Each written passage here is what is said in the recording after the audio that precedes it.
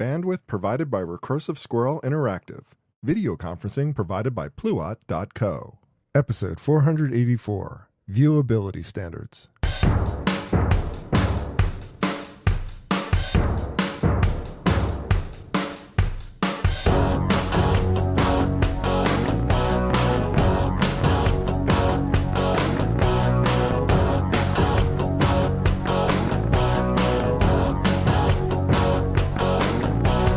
For Monday, February 19th, 2018, it's time for this week's edition of the BeanCast, a weekly discussion about the news and issues facing marketers today. I'm your host, Bob Norp.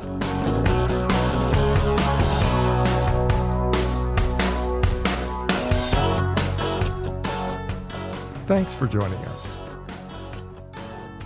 Digital media does have a set of viewability standards, but lately brands, dissatisfied with results, are demanding their own standards before they pay.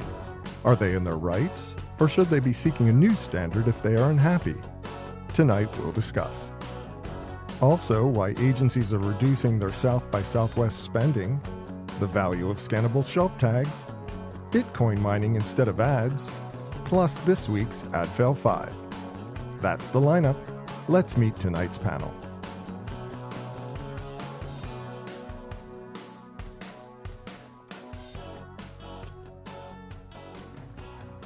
Thanks for joining us for this week's BeanCast. I'm Bob Norp, and with me on the panel for this evening, we start with the principal of Production Resourcing Collective, The Antipodean. Ms. Michelle Excell is here. Hi, Michelle. Hey, Bob. Good to be back. I just realized this is the first BeanCast I've done without Saul, so I might have to do the bad jokes tonight. This may be the first BeanCast I've done without Saul, so we'll just sit there. I think all of us. Now, also with us, we have the CEO of ad verification and brand safety company Trust Metrics, Mr. Marc Goldberg. Hi, Marc. Hey, Bob. Thanks for having me. Oh, my pleasure. Now, next up, we have the president of Mirum, author, speaker, podcaster, Mr. Mitch Joel. Hi, Mitch. Bobby, how are you? I'm doing well. And finally, we welcome back the research director for customer experience at Gartner, Mr. Augie Ray. Hello, Augie. Good evening, Bob. Nice to be on again. Always my pleasure to have you on the show. Well, we're going to jump right into the topics. And first up was a big story that I was kind of following as a rite of passage, I think, this week, trying to figure it out. But publishers and ad tech companies are growing increasingly unsettled by brands imposing their own standards for viewability. Now, on the one side of this equation are brands who are frustrated, obviously, with fraud and paying for ineffective ads. On the other side is publisher frustration over now having to deal with multiple standards when there already is a unified MRC standard in place. So, Marc, are the brands justified in setting their own standards? I mean, let's face it, there is a problem with digital advertising. And, to say that 1 second, half a page view of a playing video or an ad is just not enough for people to say this is effective anymore. So, are they in their rights to demand better standards in terms of the viewability? And if the brands or the publishers agree to it, is it their fault for accepting it? Well, I mean, if advertisers want to change the game, just let us know how to play. I think the buy side controls the conversation, and it's really up to the sell side to comply. I think this is a form of negotiation.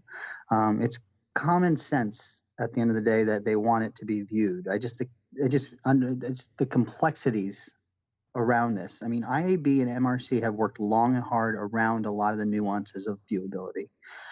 And it's very difficult conversation because there's methodology questions, how a user's coming on and not on a site for a variety of reasons. Maybe a good user experience is finding the definition of something and leaving the page rather than just an immersive long form piece of content. What's viewable and what's the right part per site. And I think if you have advertisers having conversations with the publishers themselves, they can come to some understanding of what the game is. Well, but that's what's happening, though, right? I mean, the publishers are, the advertisers are going, we want this. This is how we're going to measure whether or not an ad was viewed. This is what we want as a brand to do business with you. And the publishers either agree with it or disagree with it, which is a perfectly legitimate negotiation tactic. So why is it a problem for brands to be demanding their own standards, other than it's just a little bit more complicated for the publishers to have to deal with? Well, the problem, I guess, is what I'm saying is the publisher, if they don't comply, there's someone else out there that will. And the problem is there are so many bad publishers, and this is not the newspaper organizations, the ESPNs of the world, the sports big websites. These are the guys that are sitting on the ad exchanges that are creating a domain, probably during the BeanCast, that are putting up 5 ads above fold in a slideshow format. And then all of a sudden, tomorrow, they're doing hundreds of thousands of impressions, all viewable because they don't care about a user. And so I think there's a balance there that the advertiser needs to start saying, okay, good publishers who care about a user, who are trying to balance, should be rewarded differently. Yeah, but it's Mitch. I'm not so sure if I'm buying into this. If you look at what we're actually talking about in terms of standards, they're quite pathetic. In this instance, the display ads need to be shown only 50% of it for 1 second. I think it's something like two seconds if it's for video. IBM's demanding, look, I want to have 100% of the thing viewed, 50% of the time for video with sound on, and it's being seen as completely unrealistic. It's a bit ridiculous. Now, I think that there is a clear delineation between, did the customer see it? Then did it make an impact? And I believe it's fair to have a conversation and debate in between that spectrum of, was it actually seen and did it make an impact? Those are not the same thing. But isn't that what MRC was supposed to do? I mean, it's just like, as much as we make fun of the 1 second half a page view, that was the standard that everybody agreed to as the minimum viable ad that's going to get you some kind of impression. But we're talking out of the gates about whether or not this is good for the advertiser. And if we're going to say that's good for the advertiser, we're in a bad space already. Agreed. I've made fun of it myself many times, but everybody agreed to it, And if everybody agreed to it, shouldn't they either beholden themselves to that standard or fix the standard rather than trying to go about the process of just initiating their own standards, which confuses the publishers, which is where Marc's talking. But underneath this, Bob, is something more dramatic, which is this. We are seeing a transformation to more programmatic advertising. And the problem with this really lies in that area. Why? Because if you don't have consistency across all publishers, programmatic fails. If you have instances where you are having to do reporting as a media company, which they don't want to do more of, that has to be customized because per platform or per publisher, you're seeing a different metric. We're moving back towards a more manual platform. And this is really the crux of it. You're not going to see the media entities underneath it push this forward because at its core, their margins are already being crushed. And now they're being asked to do less programmatic, more manual, more data, more custom work. And all of that costs money. Hey, Mitch, can I probe that a little bit? I guess one of the questions I've got to ask here is that standards make sense so that we can do some sort of apples to apples comparisons when buying, but that doesn't mean there has to be standards when it comes to what counts as viewability and how people pay. I mean, we're not in a 3 network, everyone sees a 30, 60-second spot world anymore. And so my question, I guess, is when I read this article and all the articles on it, and they talk about, oh, this is going to really be manual. Why? We're in the age of data. If somebody wants to pay for 1/10 of a second and 6% of their pixels, and they're willing to pay for that, that should just be changing a default on a page. Like, I don't understand. Right. Who's changing that default? Who's changing that default, and then who's going to report back that it worked? Well, it's humans. It's not technology. Here's an even bigger question, though. It's just like we're debating whether or not 1 second is enough, and whether or not it needs to be more. And it's just like I don't think that's necessarily the extent of the problem. I mean, are advertisers really enforcing their own standards because of that?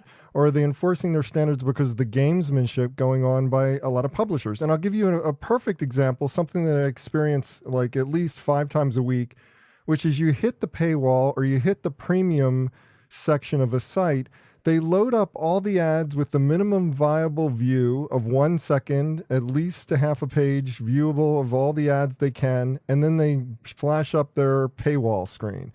And it's gamesmanship. There's absolutely no reason for them to load up ads when you're hitting a paywall. You know, it's just like if they're going to hit a paywall, give me the paywall. Don't make an advertiser pay for ads. And it seems like that's the core of the problem.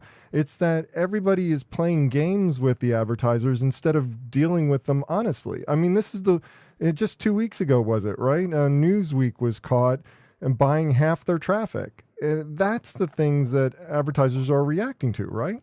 Well, it's part of it, Bob. The bigger problem is underneath it, in the sense of it's very hard for advertisers to tell, was this ad served? I paid the media company for it, paid for creative, having a hard time getting uniformly across the view, was this thing actually viewed by a human being, not a bot, not someone ultimately paying for it, which is another component of it. And that's the thing. And so the standards were created as a way to say, look, now we know it loaded. Somebody hopefully saw it, but there has still not been accountability on this since I go back to my early days in the space, like before the 2000s, and this was the problem, and it's still the problem today. So when we can easily say, well, doesn't technology solve this? Apparently it doesn't, because we're still in a place where it's ridiculously silly. And yes, every single time that pixel does change, it's not technology that does it. It's a human being that has to go in and say, for this publisher, now this is the metric, now that's the metric. And at the end of the day, even if they do this, they can't guarantee viewability because of the way that creative flows through all of these multiple systems to be served. You're right, though. Like, viewability is a different thing than success or even performance. And so if you're looking at these standards as just viewability, and it's trying to weed out who is a bot and who is a human, then as a baseline, you've got to start somewhere and something's got to be adequate. I see a slightly different side of this coming from more of a creative background rather than the buying side. What I see a lot is that I feel across the industry that ad agencies and their media companies are treating this mass movement into digital like a traditional buy, like an old traditional buy. And that's just not how digital works. I've got a very firm digital background. That's where I've come from. So I've always been dealing in digital media. And I see people going for the lowest common denominator buy. And that really irks me, because I think that there's so much opportunity with niche targeting and different, I don't just mean programmatic, I don't just mean different messages for different spots on different sites. I mean different creative altogether. Or maybe, doing some business as usual media, but then also putting more of your media buy into some things that are maybe more earned media. And so what I'm seeing is a lack of diversification, I think, with media buys, with digital media buys, and that people sort of pushing for these standards because they're not seeing the sorts of results, because they're not wanting to diversify. I think as one of you guys pointed out before, tracking different standards on different sites or different campaigns on different sites or multiple different campaigns of different types does take more manpower. But I think they can be more effective. So I think it's a little lazy to be pushing for greater metrics to prove We've talked on this show many times about the laziness of media buying. Yet at the same time, I have a lot of it's agencies too. No, but it's I have a lot on the agency side. But Michelle, this isn't what we're talking about. When you look at because one is, we're not even seeing the stuff you're talking about included in this, and that is still happening. That's part of the buy. We're not talking about SEM here. We're not talking about native advertising, sponsoring podcasts, influencers. We're talking about the pure sort of display engine of it. That is still a huge part of the buy. So I don't think we can look at this and say this lacks diversity. That's not the case. We're actually not seeing any of the diversity here. We're just seeing the specificity around, if I do a display campaign, what happens? And that's the problem, is in its simplicity. The first creative format we really had digital, and I was the guy who was there from day one as well, we are still not there. People do get better metrics when it comes to, hey, I'm going to sponsor the BeanCast. Speaking of which, let's cut to break. I'm just kidding. I wish we could cut to a break. We don't have an advertiser this particular show, so please send me your money. We'll chip in. Here's the crux of the question, though, and I've asked it already, and I don't think we've really addressed it, which is, why don't we just work up a new standard? Why is it that the advertisers feel that they need to come up with their own standards rather than working with the publishers to find an adequate solution? Do they just not believe the publishers? Do they just not? Yeah, but if you're the 800-pound gorilla, you don't want to wait. You don't want to wait. You're one voice, and you don't want to wait for all the other voices to weigh in. And there's been these complaints for years. You've pointed it out. You've talked on this show for years about this issue. So, if I'm IBM or P&G and I've got all that money, I'm going to try to force some change because the industry has been slow to adapt. The other thing we're not talking about here is that, which I think we need to, is that if we were to change even close to some of these standards that these advertisers are pushing for, if we were to say that something's got to be, an ad's got to be on the screen 100% of pixels for 3 seconds, let's say, how many ad views are there going to be? I mean, given the way people scroll and move and bounce, I mean, part of the issue here is that the publishers are trying to find something that gets them paid. Well, right, right, and it's just like, but here's the problem with the problem with the advertisers demanding accountability, and I've always believed this about the digital space.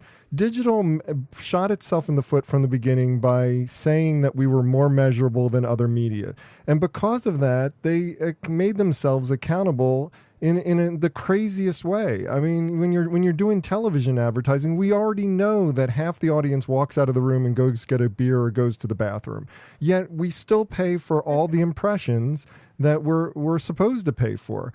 And it's almost like this whole obsession with metrics was the digital space shooting itself in the foot right from the beginning and saying this is what we're going to do, as opposed to saying pay for the impressions just like everybody else does.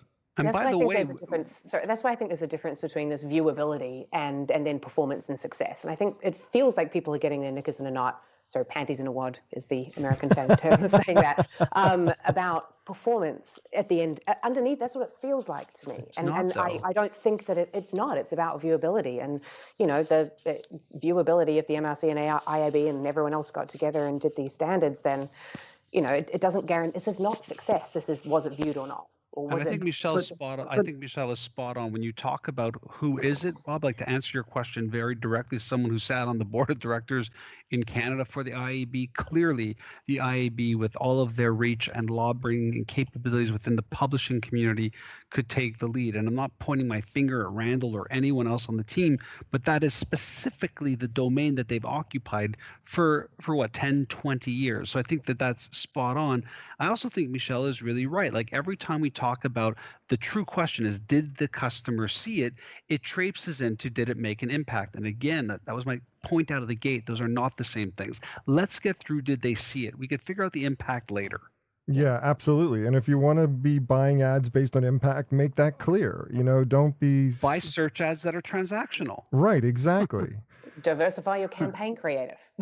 Yeah. Well, I want to move on. I want to talk next about South by Southwest. South by Southwest has for some years been the place where agencies went, supposedly, and I heavily emphasize supposedly, to find new technologies and innovative new ideas. They brought huge contingents, they threw massive parties, they had a grand old time, and everybody came back and said, why weren't you there? But this year, the agencies are pulling back dramatically, claiming that the interactive event has lost its appeal and is no longer on the innovative forefront. Michelle, do you agree with this assessment, or is this still an event with untapped value? Now, I caveat for the audience knowing that Michelle is about to go to South by Southwest, so she is really gung-ho about it. So tell us, why should we care about this event still? I'm so gung-ho about it. It's going to be an amazing year this year. I didn't used to be. When I first started going, it was, I think, about 7 years ago now was my first one. So not that long ago. So maybe haven't seen quite an evolution as other people maybe have on the interactive side. But when I started going, it was with my old agency, my old traditional agency, and I was the digital person at the traditional agency. And I was quite confused. I was confused because I went there, and I'd been to other conferences before, maybe more global ones or more specific ones, design conferences or coding conferences. And I was confused by, first off, the quality of the panels. It was all very 101 stuff. And a lot of it just seemed PR content. It didn't really seem like, they were educational panels. And I was also confused by, I think, who agencies sent, not just my own agency, but other agencies talking to people. It really seemed to be that C-suite went, and other heads of department, and also if your client or brand was going, then you went too. And I'm just talking about this from a creative agency point of view, not a media agency, etc. So I was a little confused at first, and over the years, I kept fighting to go because they didn't really know why they were sending me, because I didn't have a client to look after, which again didn't make any sense to me. I should be going because I'm the digital person. Should be going there to suss things out. And it turns out that over the years, I met and found clients there, vendors, people to work with. I bonded with other people who were in my position, other agencies running interactive production.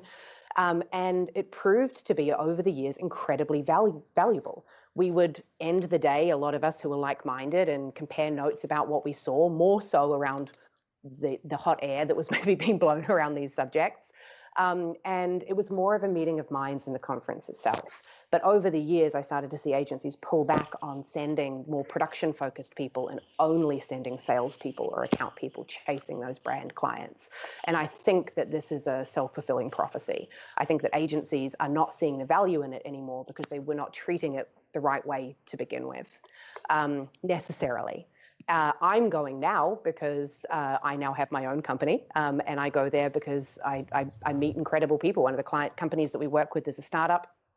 My VR company works with their tech, and this year they're unveiling on center stage a new VR headset that works on EEG, and it's brain-controlled sensors for VR, and it's really cool stuff. But I'm coming at it with a different perspective this year. I'm coming out, if you go to learn things, you'll seek that out. I think that agencies had some bad motivations out of the gate.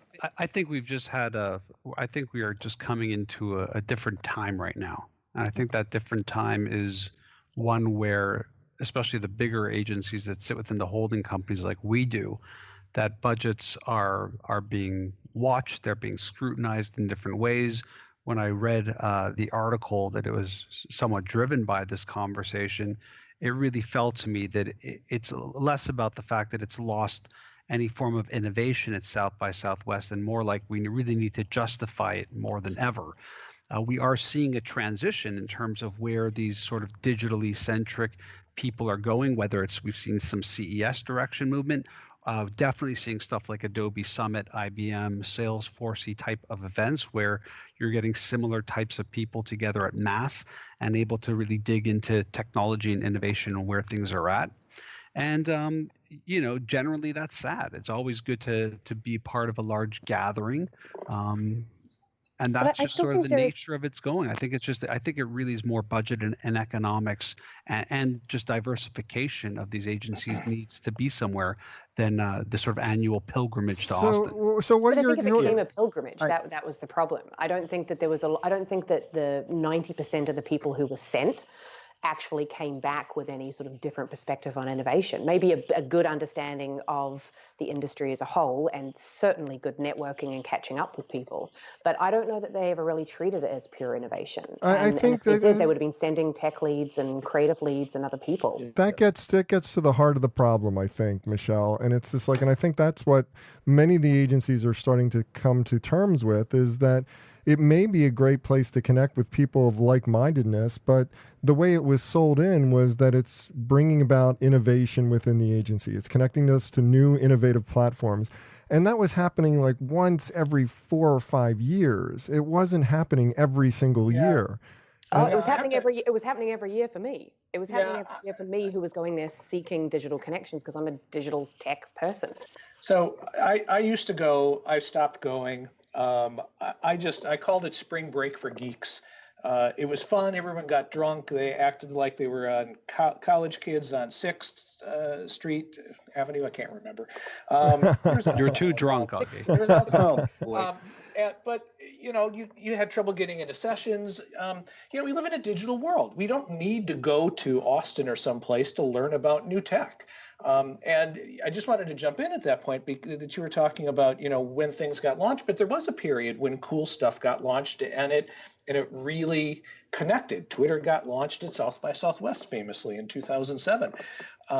But in preparation for tonight, I went back to see, I couldn't think of anything since Twitter that used South by Southwest as a springboard. Meerkat, forgetting Meerkat. Well, it's easy to forget, and that's exactly it. Meerkat, which that's died, huge. That's huge. Gowalla, Color. Like I went, Adweek had an article and said, here are the things that got launched. And it's like, I don't even know where those things are anymore. So I guess my point is that, I think maybe the appeal, while you could get something out of it, Michelle was very dedicated, had a lot more to do with hanging around in south of Commerce backyards and being really hip and wearing hats.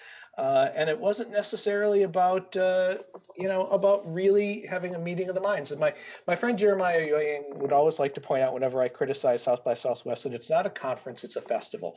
And I think it's a festival that maybe its time is up. I'll just add this, and then you guys could jump in, tell me I'm wrong, but every single person I know who's going this year, and Michelle, you may be the first, is going really because they want to see the music festival or the film festival and digital as their cover. Yeah, I would also push back just a touch on what Michelle said, which is, when you talk about CTOs and the programmers being there, I think there's also a big chasm that exists with the language we use in marketing. And to me, there is a huge difference between innovation and what I would call marketing innovation. And I think South by Southwest was really good in terms of bringing forward ideas in marketing innovation. And that's why you didn't necessarily have 100% the techies, the developers, or the builders there versus the platforms and the publishers. But, and I'd also push a little bit back, Augie, on the idea that, you're right, many platforms didn't launch, but many ideas did launch there. And many people did launch there. Many people built platforms coming out of there, including people like Jeremiah, who would sort of be known to go there and then come back and report what he saw and leverage that moment to build his platform as well, and a great voice at that as well. So I think that we have to sort of temper this innovation and what's been launched there versus our ideas coming out, our new voices coming out, and is there any form of marketing innovation? Are we seeing Nike do something with technology there that's unique that we're going to spread as an idea? I don't need a developer there for that. Well, let me. I was going to jump in and say I agree with Mitch around the numbers. I mean, if you just take out your calculator, you look at CES, South by, D-Mexico, Con. Those are 4 big ones. And then you just mentioned Adobe as well as Salesforce. There's so many other conferences out there that there has to be some kind of method to the madness for the CFO to kind of look at the person on the team and say, you can't go to everything. They can choose, and especially if you're bought in on the software, right? I mean, your hubs. You look at HubSpot, look at Marketo. Yeah. I mean, these are massive, tens of thousands of people conferences. We're not even talking crazy numbers like Salesforce. You're bought in. You've got this platform running. You got to be at those events, and those really do have crowds that rival and or are equal to, with the similar speaker lineup and innovation than that. Yeah. And there are certainly more tech-focused conferences like VRX or AWE that, developers would go to, or that, more tech leads from agencies would go to. I'm not disputing that. But as a person who ran digital within an ad agency, I always found it incredibly valuable because I'd meet vendors and I'd talk to other peers of mine about how we thought the industry was going. We've had more conversations about how to save ad agencies and bring innovation into them at South by than anywhere else. I mean, even one-on-one conversations. Could this be possibly the best thing that's ever happened to South by Southwest Interactive Festival? Just having agencies not be there? It's better than the years before, and this year is going to be even better. Well, that's what I mean. It's just it takes down to people who care. It takes away the potential customers of new innovative technologies in marketing, but at the same time, it frees it up to be actually more pure in terms of the experience of connecting with other people who are intent on digital innovation, as opposed to dealing with all these marketing wonks who are there to try to steal the show. Your words, not mine. Yeah. Yeah. Well, listen, if it got more serious and it got smaller, it would be a good thing, to be perfectly honest. And I think it needs to do both of those things. I remember the moment I decided when I wasn't returning was I was standing on the side of the street trying to have a serious conversation, one of those great, meeting somebody moments. And a bus came by for one of the startups throwing T-shirts around, and everyone was scampering in the street to get their T-shirt. And I thought, what the hell am I doing here? And so I haven't missed it. Yeah, that's how I felt at Cannes this last year. So, yeah. So which is just like so. what should organizers do, or should they do nothing? I mean, it's if they're losing the interest of one of their biggest customer bases, one of their biggest attendee bases, should they just allow it to happen and just scale back the festival to more of its roots, or should they be actively pursuing and making the thing more attractive to the big agency holding companies? You're making an assumption that there's a slowdown in people registering, or that there's a slowdown in space and suddenly they have a gap. Right. What we're just seeing here is some people editorializing on why they're not going. To me, it feels like South by Southwest is as big, if not bigger than ever. And it doesn't seem to have any slowdown in terms of, I mean, what I would gauge it from is things like people annoying me with voting for their panel. That didn't seem to be slowing down at all this year. But what we are seeing is what we can't call this just a fad of like anti-South by Southwest sentiment, because anti-South by Southwest sentiment comes up every single year, and that's not a legitimate trend line. But when you see a lot of agency holding companies starting to pull back on their spend in significant ways, not participating in parties, not bringing as many people to there, it is a signal that there is general dissatisfaction with the level of content at the event. That's a trend line that we can act on, and it may not be that the slowdown is dramatic at this point, but it definitely indicates that if they don't fix something, they're going to have a problem on their hands, wouldn't you say? Look, you had publicists pulling out a can, not because of that, but because of the fact that it's very, very expensive and they're taking a break. I think that you're also it's easy to say that, Bob. The other side of it is that it could just be next year, if the numbers look good, all of a sudden everyone's all in on South by. So I would temper it with just the sort of nature of what's happening in the general atmosphere and environment and economics of what's happening at these ad agencies, which everyone is really nervous. Yeah, that's true. It's a nervous time. I think that ad agencies probably need to sit down and talk to the people that they've sent in the past, if any of them are still at their ad agency, and actually talk about what they found valuable, and maybe try and find a way forward. Maybe put forward more panels and actually have specialists talk, or talk to their clients about it. And I think South by, the organizers, could certainly do some to optimize the conference, from talking about affordable housing to minimizing the spread of the conference, which now some talks take an hour to get to, and then you come back and you've missed everything else. I went to Web Summit in November in Lisbon, and that was the smoothest, most enjoyable conference that I have been to in my life. Yeah, but if the idea is more panels for South by Southwest, I feel like I'm going to jump off a cliff. No, not more panels. That ad agencies to get more involved, but what I mean for the organizers is to cut down on the number of venues. I mean, it's gotten to the point where there's something going on everywhere, and there's actually more panels now outside of the conference than there ever have been before. Well, let's face it, that's always been the Achilles heel of South by, which is basically that it doesn't have an event space big enough to handle South by. And with that in mind, that's always going to be a problem when you're holding it in Austin. Maybe they should explore someplace else, which they never will, but it's just like, it's an idea. Well, let me just a really quick note. Half of Australia is going to be there this year, so if anyone's going, put them my way, because I just spent 2 weeks in Sydney and Melbourne, and so many people coming over. So maybe it's a drop in US ad agencies, but the rest of the world is certainly jumping on board and making it a priority. So it's going to be fun. That's fantastic. Well, let me move on to the next topic. Beacons were supposed to be the hot retail technology. Remember beacons? Remember how everybody was supposed to have beacons in their retail operations?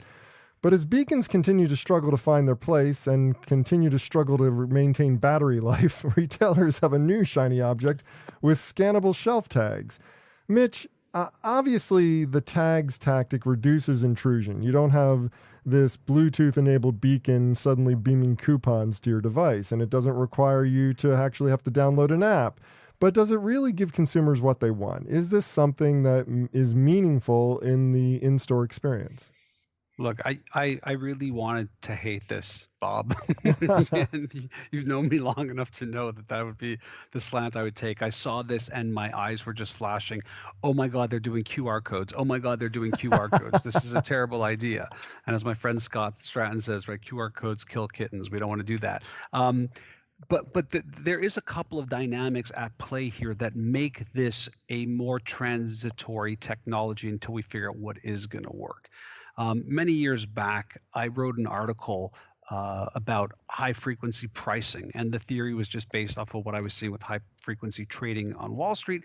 And I thought, well, look, as Amazon dominates more and more, and as retail environments become more digitally savvy, we are going to see this high frequency pricing where we will never know if something is on sale or what the core price was. It might be based off of geography, time, weather, etc., what you bought before, history, etc. I feel like this is bringing us one step closer to that. I like the fact that this is a pull versus a push technology. Yes. So it needs to be initiated by the customer deciding, do I want more information?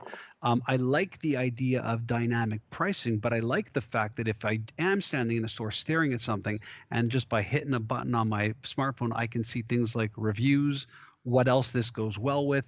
If I buy this and something else, might there be a special? I like that.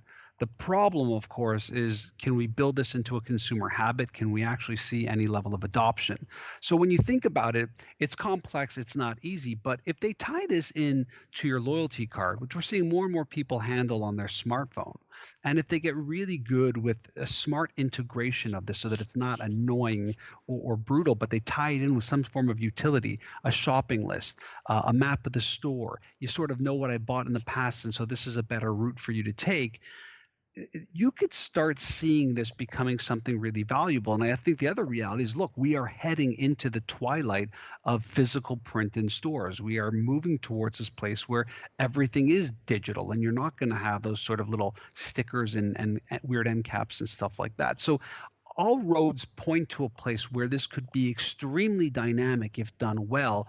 I just am skeptical whether or not this first iteration, as we switch from beacons to scannable shelf tags, that this is going to be the answer. Well, what you just described is what all the benefits for beacons have been. I mean, that's what beacons are supposed to do. That was not pull. Exactly. And I think that was the point I was trying to make. Scannable shelf tags give you the possibility of building in the kind of experience that beacons did at every single level, except that it's not a push type marketing opportunity. It's a pull opportunity. It involves the permission of the customer. I mean, how often have we heard about this for 2 decades about permission? And this is why, if you tie this into the app, and if you tie this into a better store experience, like a real omni-channel thing where, you know, your phone acts as your loyalty engine and all that, I think you can actually get more customer adoption in a really, really powerful way. The other thing is, think about if the core of this technology is actually driven on the ERP on the back end, how powerful that could be. Where suddenly you can really change prices and do stocking and really have people understand before they come into the store what they're looking at in terms of inventory. So this could really be something if it's done well. And I think what will inevitably happen is you will opt in because it makes my experience better. And then suddenly the store is more than welcome to push stuff to me because it's making the experience greater. Yeah, I don't see that happening. I mean, let's be honest here. Marketers ruin everything.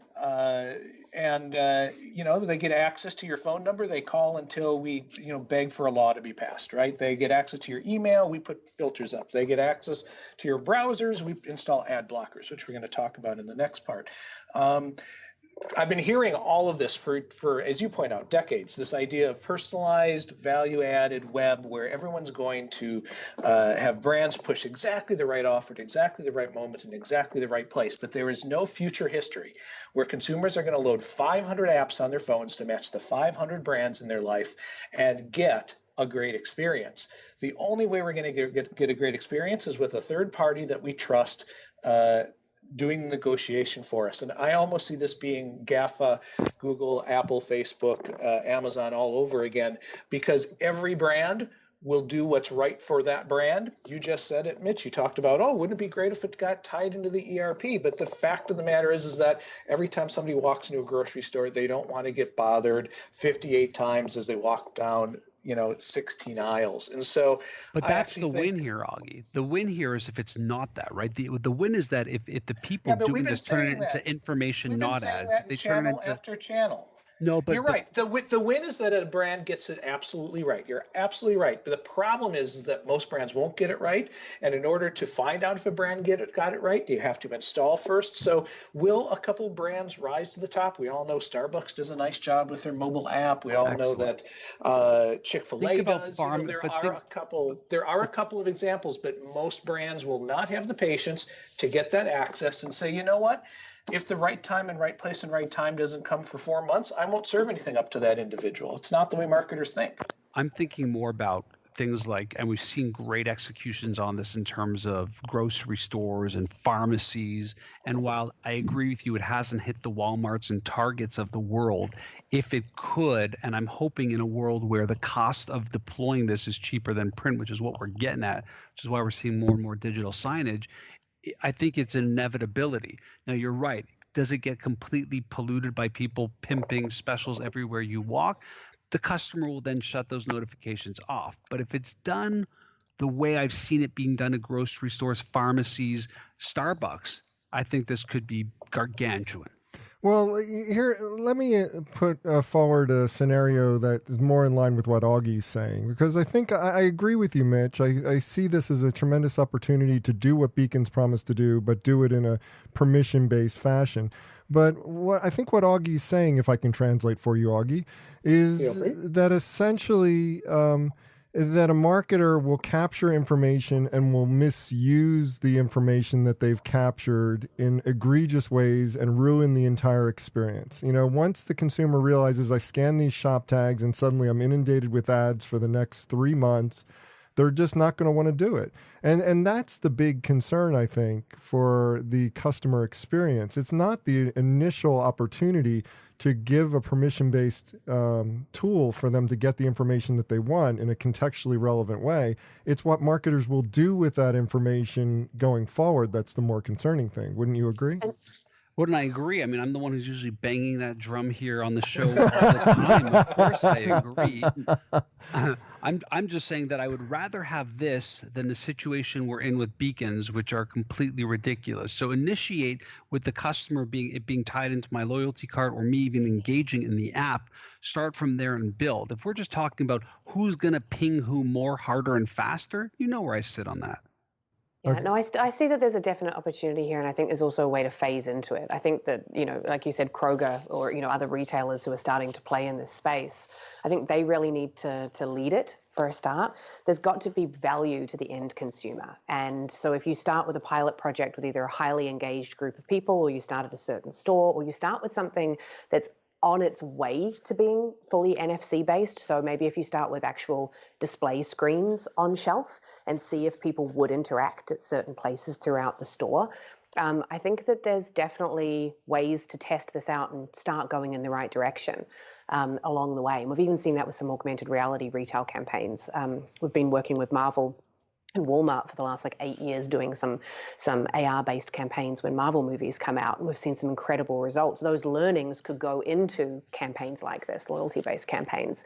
I think that they just need to sit back and pull all the information, all the data from campaigns that they've previously run, and as with anything, test and iterate and look for groups who are going to adopt and get their feedback before you just bring it out en masse. Well, I want to move on to our final topic of the evening. Finally, Salon is floating a new alternative to combat ad blocking. They are asking readers to give up processing cycles on their computer so that the publisher can mine cryptocurrency, otherwise known as Bitcoin mining in the vernacular. So, Augie, does this create a strong alternative for reader experience in terms of not having to view ads yet not having to pay some kind of publisher subscription? Or does this surface additional problems like, say, security? What's your thoughts on this? So I think there are two issues here that we need to consider. The first is that there's nothing inherently wrong with a publisher asking for access to your PC to do something, whether it's mine Bitcoin or search for extraterrestrial life or whatever it's going to be. The question I've got is whether this is informed opt-in, because I don't know that most people understand that when they opt in, they're using more electricity. It might not be a lot. It might be a penny or two. Who knows? But that's the point. Who knows? It also could affect performance. Salon says it won't, but I've heard some reports of people saying that it does, particularly if they don't have a particularly great machine. So I think, the first question you have to ask is just a simple question of, have they been, if people opt into this, is it informed to opt in? Have they given people the amount of information they need to know to understand this? And I'll just say before I move to the second issue that in talking about it with my wife, who is not nearly as clued in on these things as I tend to be around tech, she wanted to know if she opted in, if tiny little digital miners with tiny little digital pickaxes would come to her PC. And of course she's joking, but the point is most people don't understand it. And so I don't think Salon has done their job. Now, more to the point, and I think this is by far the bigger issue, is the question is this a sensible thing for Salon to do? Does it reimburse them for the lost advertising? Is this something other publishers can do?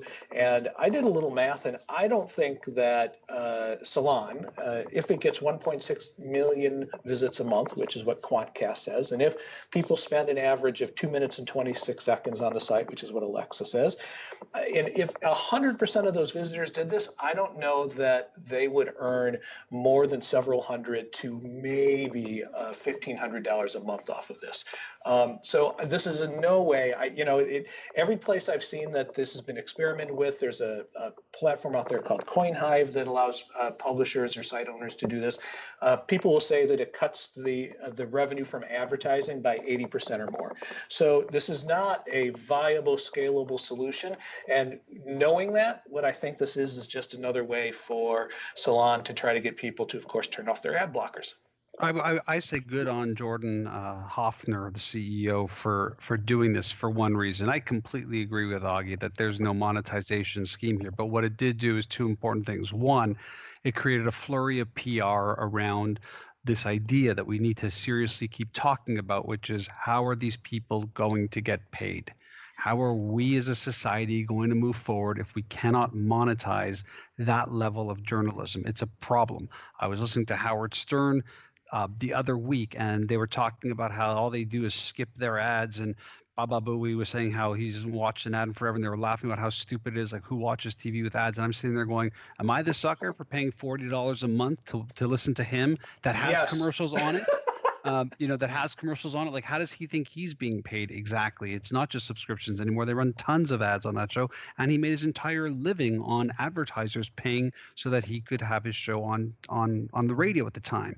And so, there is a story here of ad blockers, and we got to be really concerned with Google Chrome coming into the market with this, with again, a market that's at 30% and could be more. But I think the bigger idea here that Salon brought forward that's very important, because cryptocurrencies are hot, are how are we supposed to make a living here? And if we don't keep talking about that and helping these publishers figure it out, we are going to be in a lot of trouble. And by we, I mean everybody listening to this podcast and everybody on this call. So I agree with you. I think he made a great idea of an alternative revenue stream, but it just scares the shit out. It scares me. Good the save. mobile. Sorry about that. So close. So close. We almost made it. I said something else. Anyway, the point I was going to make was, the article said that there was going to be no burden to the machine, and I think Augie pointed out that if you have a poor machine, it actually might be a burden. But what scares me is mobile. If you take over my device and hurt my battery, I will hunt you down. My battery is precious on my mobile device. And, that's where more people are reading. And that's, I think, the bigger concern for me is the mobile, if it does in mobile. I think you're going to see a lot of imposters, and those imposters will be able to get on your computer and potentially do some bad things. And if we're talking about Salon, there's a lot of affluent Beltway people there reading that property, and I think there's security issues that I think we all have to think through. Yeah, I don't think there's any real risk here. I really don't. I do think that run properly, it's not like any Tom, Dick, or Harry gets access to somebody else's PC. They're just borrowing some of the computing power. But your point about mobile is really exactly right. And in fact, not only does that have a usability impact, a customer experience impact, but it also has a tremendous impact on the monetization. The range that I gave you is because if people visit with desktops, they tend to be more powerful. The hash rate is higher, and it's possible that that Salon might make a couple of $1,000s, and that's it. That's not going to keep the bills on. If it's on phones might have a hash rate of like 5 a second, which is nothing. It would reduce the. Are phones even being used for this? I mean, I'm sorry to be naive and cut in, I don't know. but I don't even think phones It are being or can be used for cryptocurrency mining. If you look at the machine sophistication and infrastructure that we're talking about, But I think the bigger concern that Marc raises, and the one that I don't think we're addressing, is that if a site poses as Salon and offers the opportunity to do Bitcoin mining as an option to see your content, you could potentially have a man-in-the-middle attack or something going on where you're suddenly, having your entire site, your entire machine hijacked by a bad actor. And I think that that's a legitimate concern. I don't know that it's specific. I don't know that it's specific. More of a stunt than this was an actual way to, I mean, like, let's call this what it is. This was not like we've now figured out a new monetization. Everyone's going to get Bitcoin for it. This was just a stunt to pull to get some sort of attention back on this. And it's working marvelously. I think the conversation is important. Yeah, it is. And I think that they admitted in a couple of the articles that you shared with us, Bob, that, they're still on their way to bringing out an app version and other ways that you can actually get involved and help them pay for their journalism as well. Don't know what that is. Maybe they're bringing out more podcasts or pay to play or something from a video content point of view. Who knows? But that is a sensible way to move, especially for mobile, is to have apps, because advertisers can still sponsor those. But I think it was a great PR stunt. I sent this kind of query off straight away to two of my friends who work in blockchain, and my first question was, is this really valuable? Like, that was exactly what you guys all said. Is this really actually going to earn them any money? So I'm really glad that and Augie, you did some of the math on that, which was great. But it wasn't about the money, and I don't think it's going to be about the money. But it's an important conversation to be having about the journalistic side of it. But I think we've reached the end of our conversation, so it's time for the AdFail 5. Before we get to that segment of the show, I do want to take this quick opportunity to thank my guests again and allow them to each do a shameless plug, starting with the voice you just heard, Michelle Excell. You can find her at antipodean.us. Tell us what's going on in your world, Michelle. What would you like to promote? Well, if you haven't heard already, I'm heading to South by Southwest this year. She's the one. It's going to be great.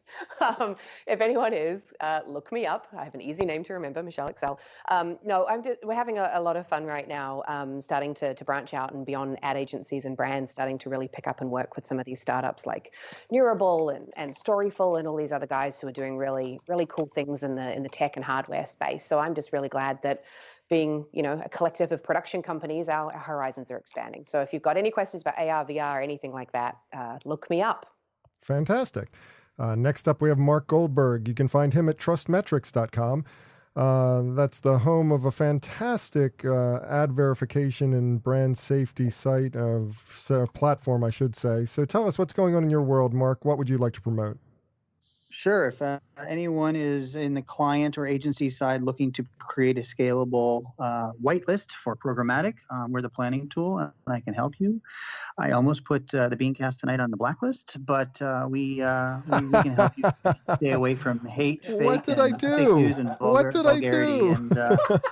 And you'll be fine, Bob. I know the guy that can make this good for you. All right. Well, thank you very much. Next up, we have Mitch Joel. You can find him at MiriamAgency.com. That's the home of Miriam, the fabulous WPP agency that he works for and that he helped found. So tell us, what are you doing in the world? What would you like to promote? Oh, I'm still slogging away at my menial podcast that's going to be 11 plus years running now. So check that out. And I'm still writing as frequently, as insanely as I always have over the past decade plus. So if you just go to mitchjoel.com, that'll redirect you to my home base, which is 6 pixels of separation. And that's a great content site. You definitely want to check that out. And finally, we have Augie Ray. You can find him blogging away. I've never, Mitch is prolific, but Augie is absolutely insanely prolific. So you definitely want to check out his writings at Gartner.com. Tell us, what are you doing, Augie? What would you like to promote? Well, I've gotten really busy. I've actually dialed back some of the blogging, I'm sorry to say, but hopefully that will come back. But the thing that I guess I would invite your listeners to check out is that the Gartner Digital Marketing Conference is going to happen May 15th to 17th in San Diego. I will clearly be there speaking about customer experience, and we're going to have all sorts of topics, including some of the ones we discussed here this evening. So if you're interested, just search online for Gartner Digital Marketing Conference and then come join us. Fantastic. And then for me, for more information about me or the show, visit thebeancast.com. There you can find a complete show archive. You can find out how to consult with me.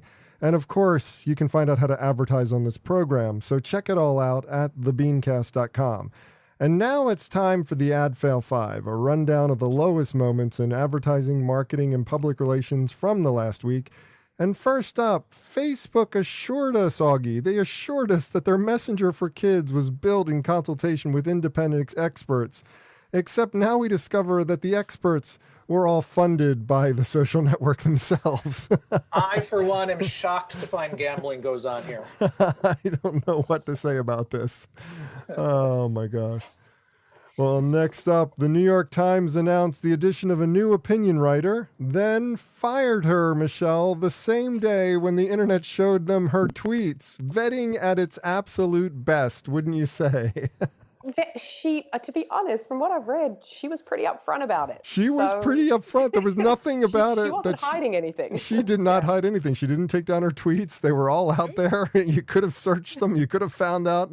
You didn't take your readers to actually show her show the publishers what they were actually writing about. I think they may have actually wanted to be courting the controversy. They just didn't realize quite how bad it would be, perhaps. Yeah. Well, next up, ad blocking of so-called bad ads goes live in Google's Chrome browser. Just as it comes to our attention, Mark, that the research behind this well-meaning ad industry effort was largely based on research done by Google themselves. I know that people love to be judge and jury, but this kind of takes it to the extreme, don't you think? You can grade your own homework? Apparently they can. I guess that's what happens when you have billions and billions in the bank. Ironically, I think it goes back to the same things we were talking about, though. If you have to vote for a judge, jury, and executioner of bad ads, would you pick advertisers, publishers, and ad networks, or would you choose Google? I say long live the Google king. I wonder if anybody walked across the street over to the GDN people and told them.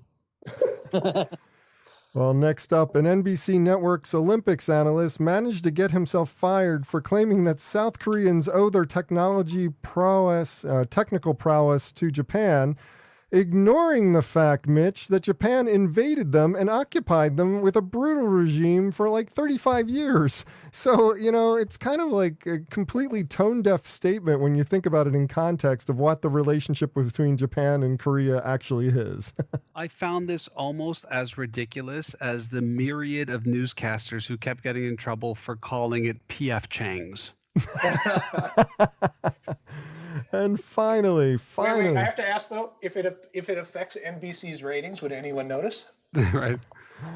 And finally, this one I love. It's a good old-fashioned advertising story. The current Army advertising audit found that the man in charge of the program for the Army was sleeping with the woman in charge of the program for their agency, McCann. Michelle, no ethical conflicts here. What do you think? Well, sometimes you can keep politics out of the bedroom. No, maybe. I'm not. Gives whole new meaning to incumbent, doesn't it? Oh. Okay, there's a Saul joke. Yeah. That was really good. It must be the Canadian water, that good, clean Canadian water. Have something to add to this list or just want to discuss it? Comment online. Use the hashtag AdFail5. That's #AdFail and the number 5.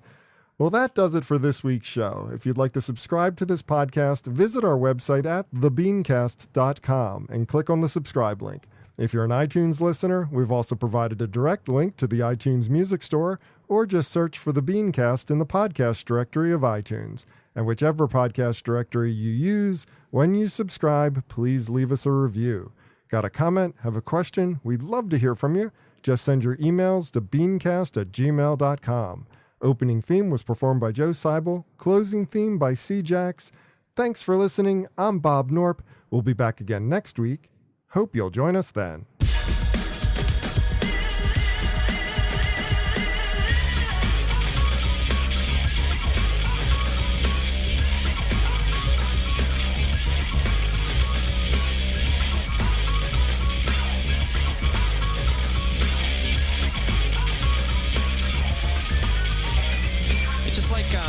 You know what I mean? It's like if it's, you know what I mean? I don't know, man. Just like, okay, it's like, you know what I mean? Like, it's like totally like that. It's like, I don't know, like if it's, you know, it's like, you know what I mean? Yeah, it's just like kind of, it just seems like it's just like almost exactly.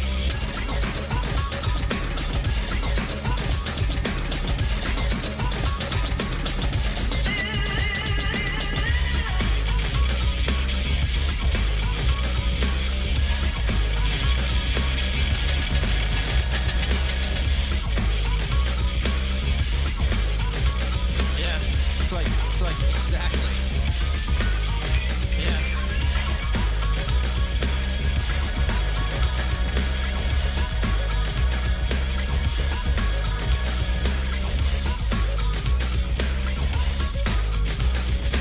You know what I mean? Exactly.